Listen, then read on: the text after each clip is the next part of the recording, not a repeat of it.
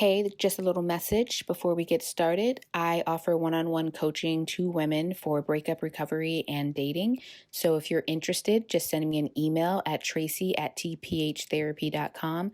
That's TRACIE at tphtherapy.com. And let me know if you're interested and I can give you information. We can hop on a very brief call to see what your needs are, either around dating and or breakup recovery. And I'm really excited to help you on your journey.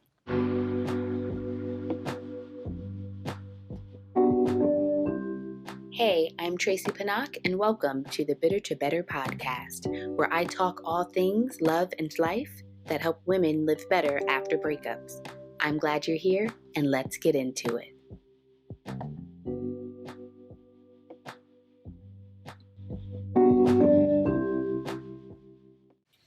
Okay, so I'm going to attempt to describe how I am currently dating with a full roster. And my reason for doing this is because I speak with women all the time about casually dating and what we would call rotational dating, dating with a roster, all of that good stuff. And a lot of women are opposed to this or nervous about it or don't understand how to do it. They mentioned they don't have enough time or energy, and all of these are valid and understandable concerns and perspectives. But since this is really the first time that I've dated with such a full roster, I figured it's a good time to talk about what I'm doing, how I'm doing it, why I'm doing it, and all of that good stuff. So I'm going to talk about 6 people, and I'm giving them all pseudonyms and explaining the nature of my dating relationship with each of them and how I'm going about it in order to give some perspective on how to do this. So listen up. So I said there are 6 people on my roster. Also, side note, I'm recording this after 8 p.m., so my tired voice is in full effect. So I said there are 6 people on my roster, but actually as of right now, there's 5. One recently weeded himself out, which I'll talk about.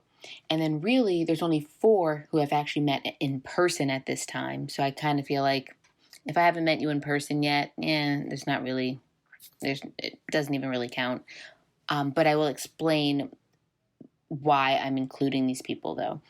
And then of those 4, I would say there's 2 who I'm like actively getting to know and talking to at this point. And there's 2 others of those 4. The other 2 are 2 people who are kind of in my like established circle, I guess you could say, where we don't have to talk all of the time. But we have an established relationship where we're able to connect and go out. So the one guy who weeded himself out, we will call him Jack. He really loved being in the gym and talking about how jacked he was. So that's his name.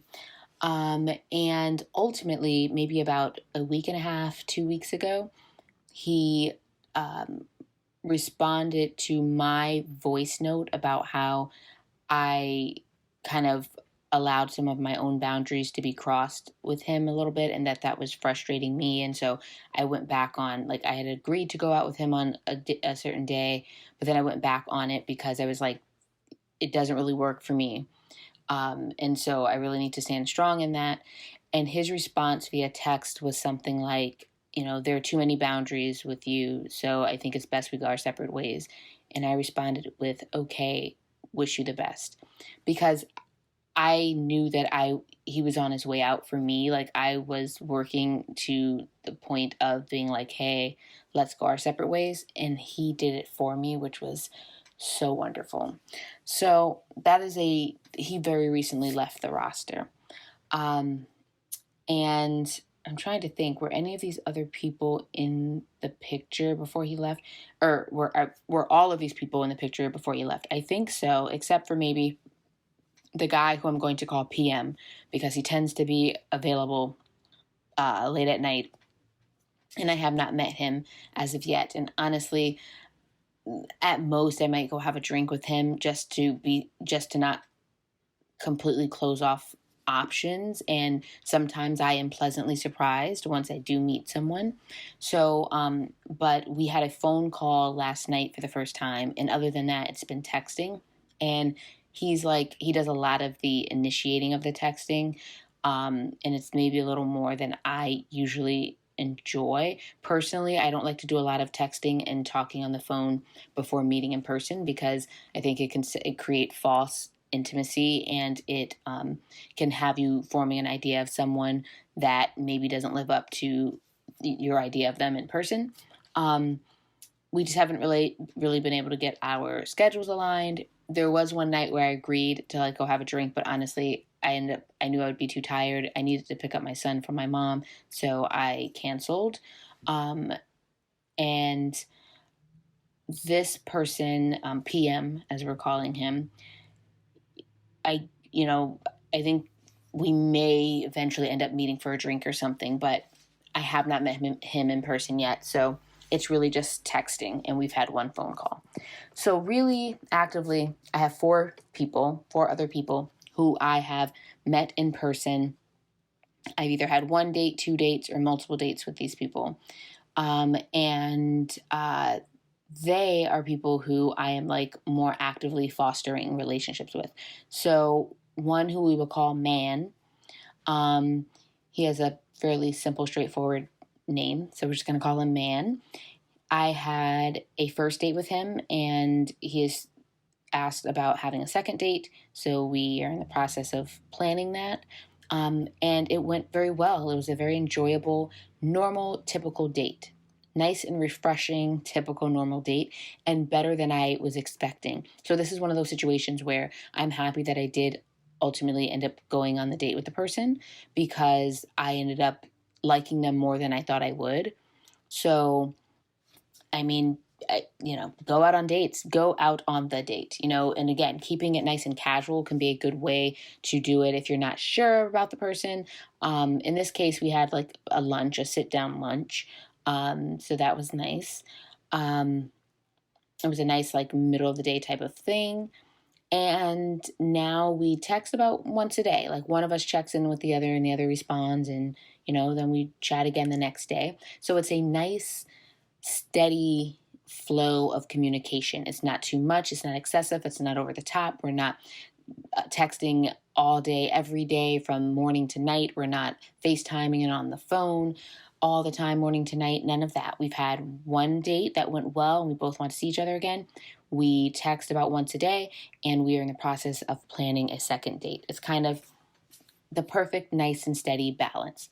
Then we have who I'm referring to as CEO. CEO has a non-traditional relationship setup, and that he is in an open relationship.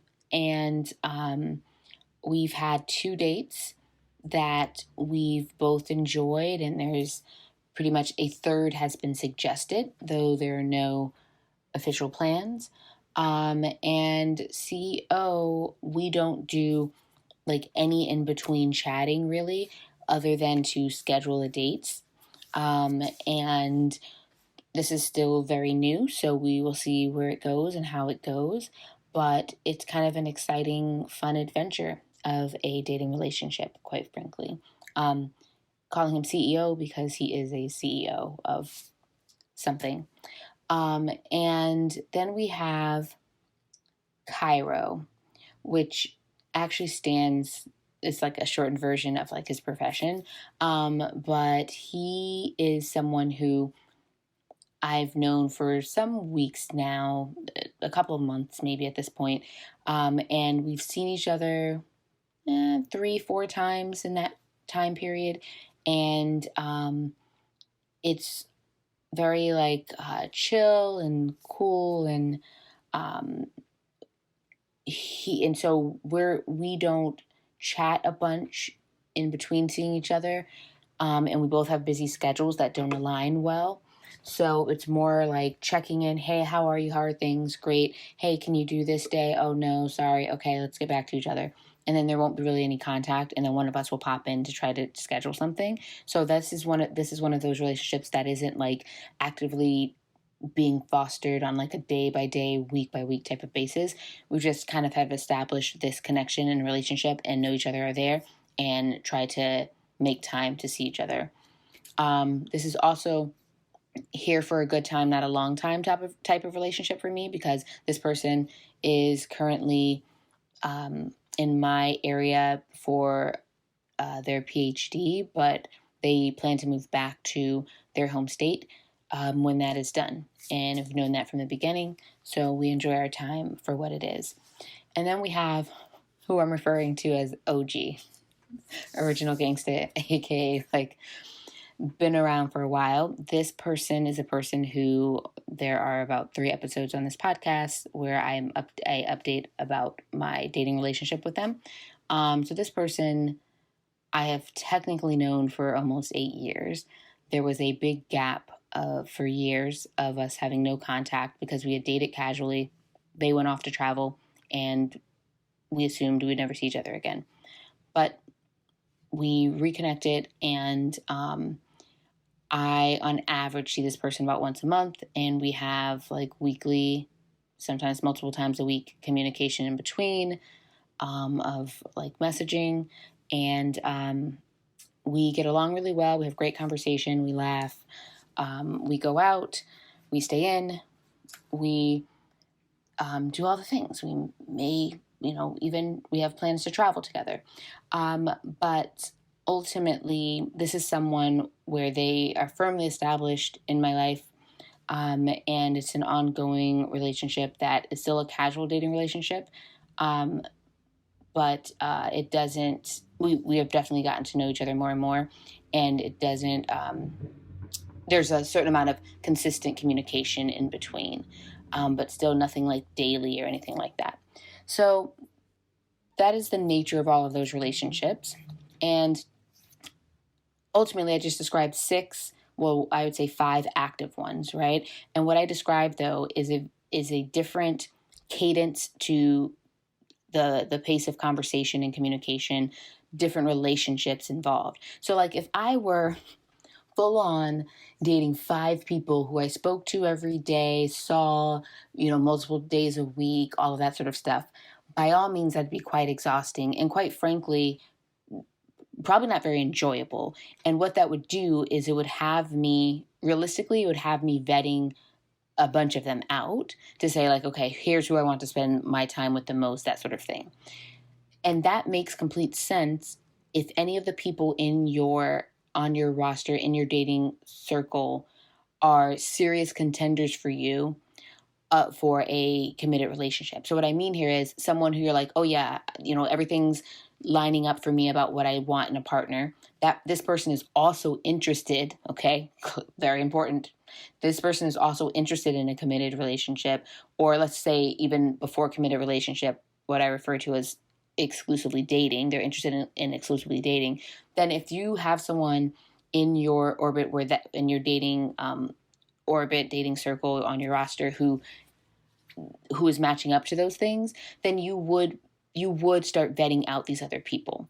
And I want to make that point very clear because I think a lot of times when people hear this idea of like casually date, they automatically assign casually date forever there, which to be clear, if you want to casually date forever, that's totally fine. But speaking for a lot of people who are actually looking for a committed partnership at some point, I am not out here saying casually date and only casually date forever. I am saying casually date until you get to that person who you want to exclusively date, and as part of helping you find that person who you want to exclusively date.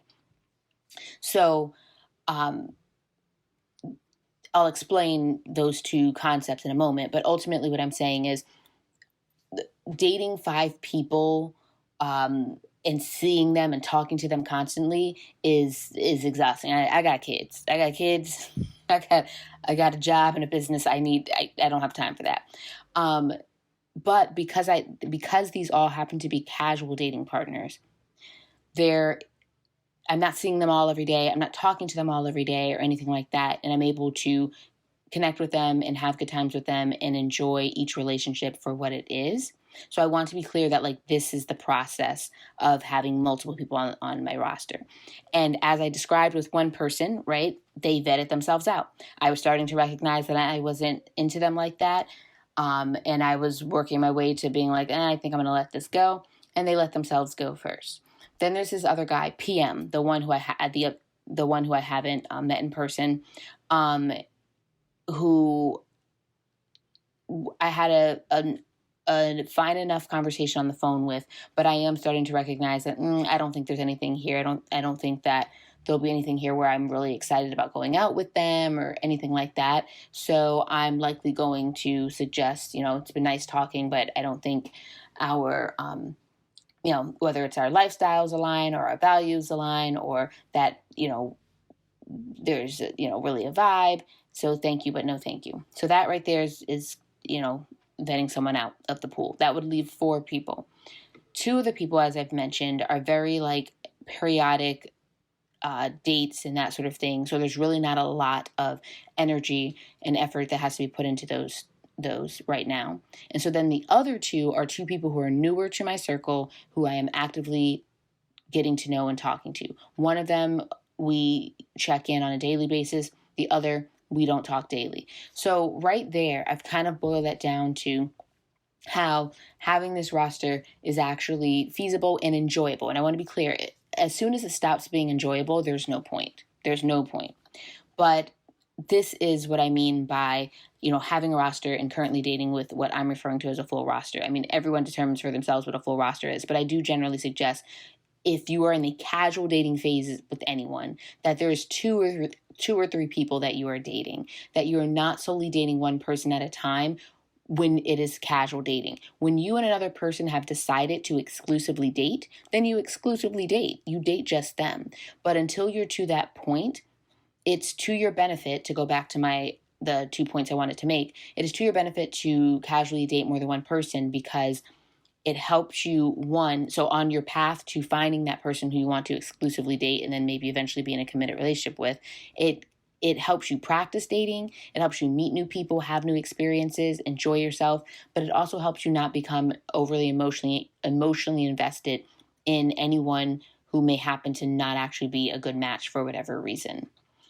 The other thing is that in dating multiple people, to my point of casually dating as part of helping you find your exclusive dating partner and your committed relationship partner, is that you really get a clearer sense of comparison of what you like and don't like, of what it feels like to date a person like this versus a person like this, or when this person does these things, what you appreciate and realize, okay, you really want and need in a dating relationship versus things you don't want and need. And it helps give you better perspective and make more informed decisions around your dating process when you have multiple people to compare and multiple people to have experiences with and really feel out what feels good to you and what doesn't.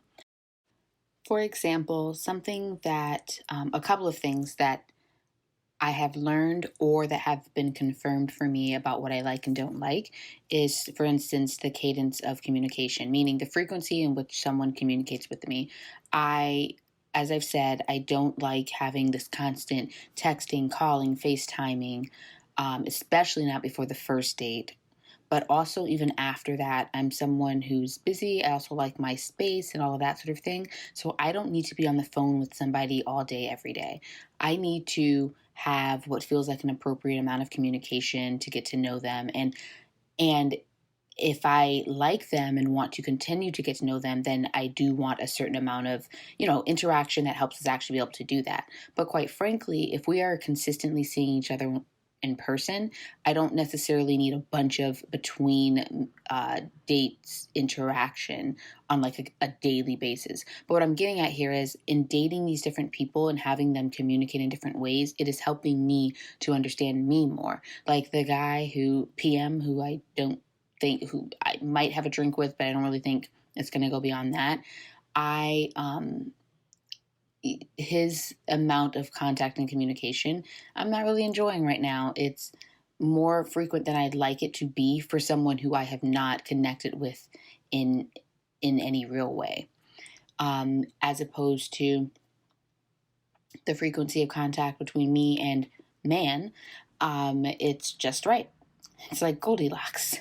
And so in dating, casually dating these people and doing it at the same time, it really helps me get a feel and understanding for what's for me and what's not. Um, and so, yeah, I mean, that's just one example of that.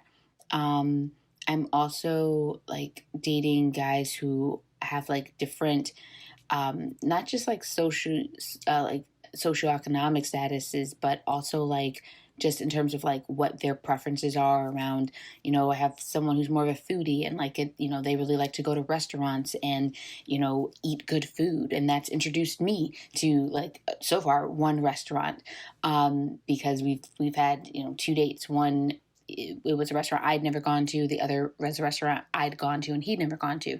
But like I have guys like that and others who are more like homebodies and do more chill things and stuff like that. And it's helping me get a feel for what do I really like when it comes to my dating process. I know me and the things I enjoy. So it's not that. Like that's something that you should be establishing before you even date anyone. Like, what do I like? What do I enjoy? But quite frankly, I enjoy a lot of things, a variety of things. I like the idea of going out on nature walks, and I like the idea of going to fancy restaurants. And I like the idea of, going to a movie, and I like the idea of going skydiving. So, like, I'm all over the place. But my point here is, like, as I'm interacting with different people, and going out on dates and talking to people, I'm really getting a feel for like what do I want my dating experience to be like, where I have this variety of dating experiences and I'm able to again vet out what doesn't work for me or get more of an understanding of what I like and don't like, or say, hey, I thought I'd like this, but actually, I don't like it as much as I thought, or the other way around. So in having these multiple people who I'm casually dating, I'm able to really hone in more and more on what I want my dating life to be like. And in essence, then the type of person who I want to ultimately commit to and pair with. Like, do I want someone who is going to be mostly at home or someone who's going to be mostly out? Or do I want more of a balance? Or do I want someone who's going to show me and teach me new things? Or do I want someone who's doing only the things that I know? By going out and having these experiences with people, you're able to really hone in on that. So ultimately, you can date multiple people at once, casually date multiple people at once, and it doesn't look the same with everyone. It doesn't need to. And you start making decisions on who you vet out along the way and who you may bring in along the way as you are vetting for and looking for your exclusive dating and committed partners. Your exclusive dating partner or your committed partner. All right, so those were my tips and tricks and tidbits on dating with a full roster. I'm sure there will be updates along the way on some of these situations, but I just wanted to talk about that now because that's what's actively happening for me, and I wanted to talk about how to realistically date multiple people at once. Hey, by the way, I can be found in other places besides this podcast. Just search my name on YouTube and you'll find my channel. Subscribe for periodic how-to videos for dealing with breakups and mastering dating. That's right, I said mastering dating. It's a skill, ladies. I can also be found on Instagram at Tracy Panak. And lastly, I most encourage you to join my email list where you get breakup and dating support delivered to your inbox, in addition to getting the most exclusive access to my programs and coaching services.